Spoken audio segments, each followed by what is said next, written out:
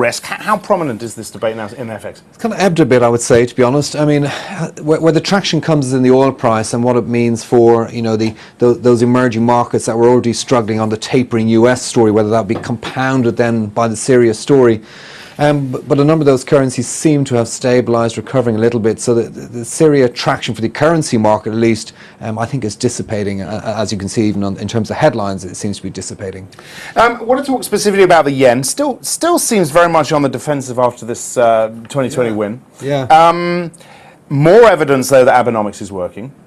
What do you make of the yen now? I'm slightly surprised it hasn't done more. I thought dollar yen would have been through the 100 and onwards because, you know, we've had a nice kind of cocktail over the weekend. And as you say, the Olympics win, upward revision to Q2 GDP, but just everything above 100. You know, I don't know, the air gets thin up there and people kind of say enough is enough.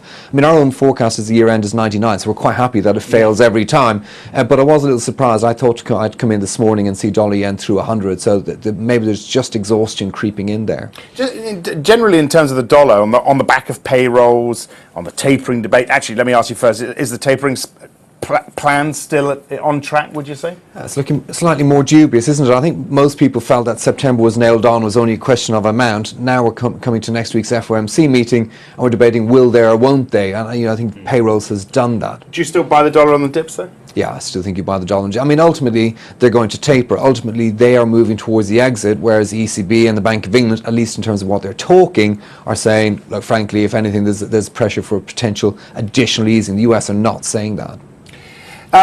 Europe, the mess that is Italy. The Senate panel meets to consider expelling Berlusconi from the Senate. The implications are huge here. How worried is the market by this? The implications are huge for Italy, political. As well. Well, yeah, I would have said that 8 months ago, but you know, we've had the Italian elections and we had all the wobbles. Will they be able to form a government and all that kind of carry on?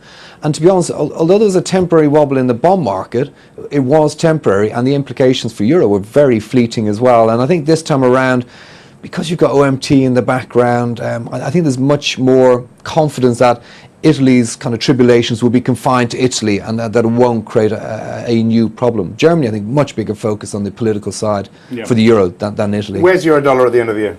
I think much lower. I think sub 130. I mean, our forecast is 125, and we seem to be heading in that direction. I'm still comfortable, as I say, with buying this dollar on any dips, and that includes against the euro.